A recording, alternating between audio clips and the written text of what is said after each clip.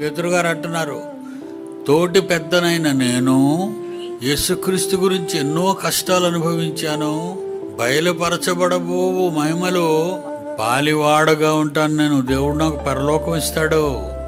మీలోని పెద్దలను హెచ్చరించుచున్నారు, డంబంగా ప్రవర్తించకండి, వినయ విధేయతులతో ప్రవర్తించండి, మంచి భాష మాట్లాడండి.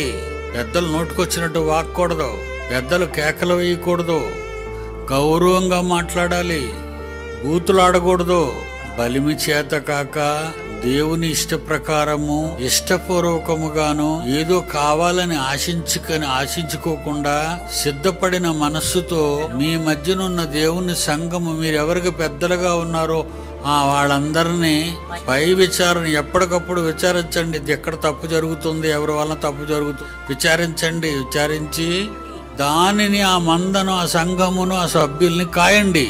మీకు అప్పగింపబడి నేను మీకు అప్పగించాను ఈ సంఘాన్ని. మీకు అప్పగింపబడిన వారి పైన ఎలరా అలాంటి పెద్దరికాలు చేయకు. అమ్మా అమ్మా తల్లి అని చెప్పు, పిలువు. ఏయ్ చాలా మంది మాటలు వింటుంటాను. ఇదిగో అక్కడ చీపురం తుడిసి అదేనా? కష్టపడి పని చేసే వాళ్ళకి నువ్వు ఇచ్చే గౌరవం అదేనా? ప్రేమతో ముద్దుగా అమ్మా ఇది కొంచెం శుభ్రం చేసే తల్లి, మందకు మాదిరిగా ఉండండి.